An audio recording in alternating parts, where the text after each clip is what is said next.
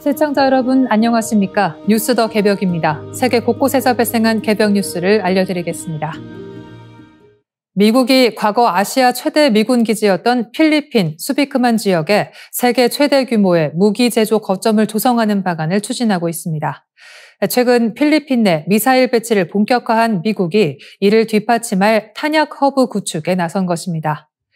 2022년 친미 성향의 마르코스 주니어 정권 출범 이후 양국 간 안보 협력이 급속히 강화되는 흐름과 맞물려 있습니다.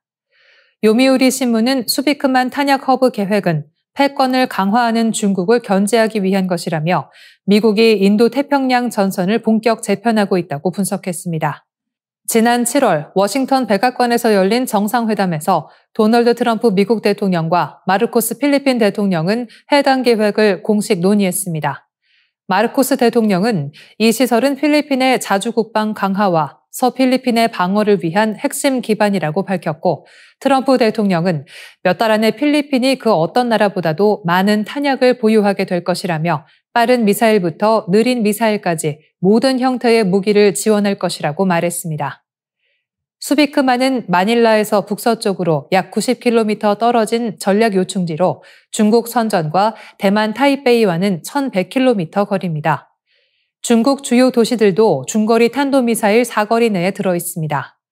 미국이 이 지역을 군수와 탄약 생산의 핵심 전진기지로 삼을 경우 남중국 해 및 대만 해협에서의 신속한 군사 대응 체계가 가능해집니다. 2023년 필리핀이 미국의 기지 사용권을 9곳으로 확대하고 지대지 중거리 미사일 타이폰과 지대함 미사일 네메시스를 배치한 가운데 수비크만이 가세하면 필리핀은 사실상 대중 요새로 자리 잡게 됩니다. 미국 하원은 이미 2026년까지의 수비크 기지 건설 타당성 평가 보고서를 제출했으며 이 시설에서는 니트로셀룰로스, 니트로글리세린 등 탄약 핵심 재료를 현지 생산할 예정입니다. 과거 수비크만은 냉전기 미 해군의 아시아 최대 기지로 1992년 필리핀 의회 결정으로 미군이 철수한 뒤 경제 특구로 전환돼 현재는 HD 현대중공업 등이 조선소를 운영하고 있습니다. 필리핀 야권과 시민단체는 미국의 군사 야욕에 휘둘리는 꼭두각시 정책이라며 필리핀이 중국의 총알바지가 될 수 있다고 주장했습니다. 중국의 반응도 냉랭합니다. 중국 외교부는 미국이 남중국해 긴장을 인위적으로 높이고 있다고 비판했으며 최근 수비크만에서 중국인 6명이 간첩 혐의로 체포되면서 양국 간 긴장은 더욱 고조되고 있습니다. 요미우리 신문은 시설 건설이 본격화하면 남중국해는 새로운 냉전의 무대가 될 것이라고 경고했습니다. 북한 정부와 연계된 해커 조직들이 세계 사이버 전장에서 보이지 않는 전쟁을 주도하고 있다는 분석이 나왔습니다. 글로벌 보안 기업 트렐릭스는 최근 보고서를 통해 올해 4월부터 9월까지 발생한 전 세계 국가 배후 사이버 공격의 상당수가 북한발이라고 경고했습니다. 보고서는 북한의 사이버 작전이 첩보와 스파이 활동, 기업 침투 등 다층적인 형태로 진화하며 악성 코드 없는 은밀한 침입을 적극 구사하고 있다고 밝혔습니다. 트렐릭스에 따르면 북한의 최정예 3대 해킹 조직인 라자루스와 안다리엘, 김스키 그룹이 세계 사이버 공격을 사실상 주도하고 있습니다. 이 세 조직이 탐지된 전체 국가 배후 공격 중 18.2%를 차지했으며 그중 라자루스는 단독으로 8.6%로 1위를 기록했습니다. 보고서는 북한 해커들이 국가의 정보 수집, 외화벌이, 기술 탈취를 위해 전략적 목표를 정하고 활동하고 있다고 지적했습니다. 특히 주목할 점은 이들이 롯엘, 리빙 오프 더 랜드 전술을 집중적으로 활용하고 있다는 사실입니다. 이는 윈도우의 기본 기능인 명령 프롬프트나 파워쉘을 이용해 시스템 내부에서 공격을 수행하는 방식으로 별도의 악성 코드 없이 정상 네트워크 활동에 섞여 탐지를 회피합니다. 트렐릭스는 이를 두고 APT 생태계가 한 단계 성숙한 증거라고 평가했습니다. 공격 대상은 특정 산업에 집중돼 있습니다. 통신 부문이 전체 공격의 71%로 가장 많은 피해를 입었으며 기술, 운송, 비즈니스 서비스, 금융 부문이 뒤를 이었습니다. 국가별로는 튀르키예가 가장 큰 피해를 받았고 이어 미국이 2위를 기록했습니다. 트렐릭스는 터키가 유럽과 아시아를 잇는 전략적 위치에 있으며 나토와 중동을 동시에 연결하는 지정학적 요충지라는 점이 공격의 원인이라고 분석했습니다. 트렐릭스는 북한 해커들은 IT 원격 근무제를 사칭하거나 구직 사이트를 악용하는 사회공학적 수법을 통해 기업 내부망에 침투한다며 이러한 공격은 단순한 금전 목적을 넘어 정보전의 일환으로 봐야 한다고 경고했습니다. 보고서는 대응책으로 제로 트러스트 모델의 도입을 강조했습니다. 이는 네트워크 내부 사용자조차 기본적으로 신뢰하지 않고 모든 접근을 검증하는 원칙으로 최근 정부기관과 대기업의 보안 표준으로 자리 잡고 있습니다. 또한 SOC, IT, 위협 인텔리전스 팀 간의 협력 강화를 통해 미세한 이상 징후를 조기에 탐지해야 한다고 조언했습니다. 트렐릭스는 결론에서 국가 배후 해킹은 더 이상 특정 정보기관의 비밀 작전이 아니라 국가 안보와 글로벌 경제 질서를 흔드는 전략 도구로 진화하고 있다며 기업과 정부 모두가 보안 체계의 지속적 경계를 일상화해야 한다고 경고했습니다. 미국의 생명공학 기업 콜로설 바이오사이언스가 멸종 복원이라는 전례 없는 도전에 다시 나섰습니다. 이번 목표는 2018년 마지막 수컷이 사망하며 사실상 멸종된 북부 흰 코뿔소를 되살리는 것입니다.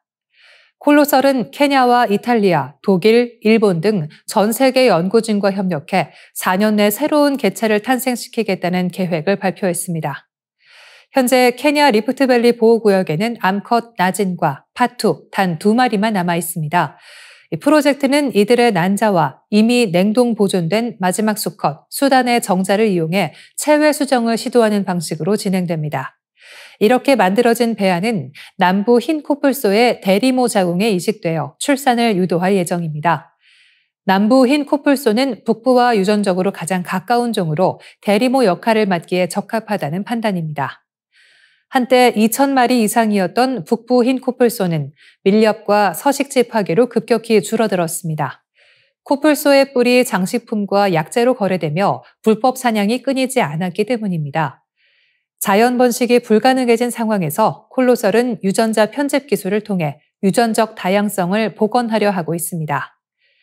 과거 사냥된 개체의 표본에서 DNA를 추출해 게놈을 복원하고 생명공학 기술로 변이를 재현해 새로운 세포를 만들어내는 방식입니다. 바이오 레스큐 프로젝트의 얀 스테이스칼 코디네이터는 100년 전 박제된 표본의 두개골에서도 유전적 변이를 찾고 있다며 전 세계 박물관과 개인 수집가들이 제공한 샘플로 유전적 다양성을 확대하고 있다고 밝혔습니다. 현재 북부 흰 코뿔소의 배아는 약 30개가 냉동 보존돼 있으며 이식 실험이 조만간 본격화될 전망입니다. 하지만 새끼가 태어난다 해도 남은 과제는 적지 않습니다. 개체 수가 적어 면역력 약화나 질병 취약성이 우려되기 때문입니다. 이에 연구진은 과거 표본의 피부세포를 줄기세포로 전환해 새로운 생식세포를 만들어내는 병행 연구도 진행 중입니다. 단순한 복제가 아닌 유전적 복원을 통해 진정한 생태 회복을 추구하는 것입니다. 콜로설은 이미 1만 2천년 전 멸종한 다이어 울프 복원에 성공했으며 털 매머드와 도도새 복원 프로젝트도 추진하고 있습니다. 이들의 시도는 단순히 멸종종을 되살리는 것을 넘어 생명공학이 미래 생태계를 어떻게 다시 설계할 수 있는지를 보여주는 실험이기도 합니다. 4년 뒤 인류는 북부 흰 코뿔소의 새 생명을 다시 목격하게 될지 생명의 종 경계를 다시 그리려는 이 거대한 실험에 세계의 시선이 쏠리고 있습니다. 중국 경제가 급격한 냉각 국면에 들어섰습니다. 제조업과 내수가 동시에 위축되고 청년 실업률은 20%에 육박하며 주요 지표들이 일제히 하락세를 보이고 있습니다. 이른바 트럼프 관세의 여파이다 부동산 경기 침체와 소비, 투자 부진이 겹치면서 마이너스 성장 조짐이 곳곳에서 드러나고 있습니다. 중국은 지난 10여 년간 세계 경제 성장의 약 30%를 견인해온 글로벌 성장 엔진이었습니다. 그러나 이 엔진이 식어가면서 세계 경기 둔화 우려가 커지고 있습니다. 민간 조사기관 루이팅거우와 스탠더드 앤드 푸어스 글로벌이 발표한 10월 제조업 구매 관리자 지수는 50.6으로 전달보다 0.6포인트 하락했습니다. 기준선 50을 간신히 웃도는 수준입니다. 반면 중국 국가통계국의 공식 PMI는 49.0으로 7개월 연속 위축 국면에 머물렀습니다. 이는 미중 간 무역 긴장이 다시 고조된 영향이 큽니다. 도널드 트럼프 미국 대통령이 중국 제품에 추가로 100% 관세를 부과하겠다고 예고한 직후 실시된 조사였기 때문입니다.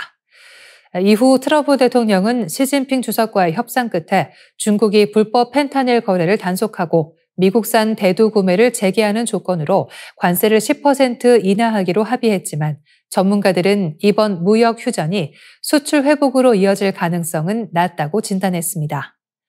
중국의 GDP 성장률도 정부 목표치인 5% 안팎을 밑돌고 있습니다. 3분기 성장률은 전년 대비 4.8%로 4개 분기 만에 다시 4%대로 떨어졌습니다. 소비자 물가와 생산자 물가도 나란히 하락하면서 디플레이션 우려가 커지고 있습니다. 9월 PPI는 36개월 연속 마이너스를 기록했습니다.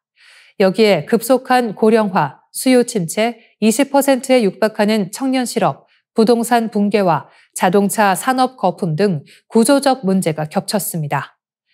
중국 내 돈맥 경화 현상까지 심화되며 기업 자금 흐름이 막히고 있습니다. 이런 상황에서 중국 정부는 재정 지출 확대와 부양책을 내놓고 있지만 전문가들은 근본적 구조 개혁이 없다면 효과는 미미할 것이라고 말합니다. 부채 부담이 커 정책 여력도 한정적이라는 평가가 나옵니다. 경제 전문가들은 중국 제조업의 회복 속도가 세계 경제 성장률에 직접 영향을 미친다며 중국의 수요 회복이 지연되면 전 세계 무역량과 원자재 가격 모두 약세를 보일 수 있다고 경고했습니다. 결국 세계의 공장, 중국의 엔진이 멈추면 글로벌 경제의 동력도 흔들릴 수밖에 없습니다.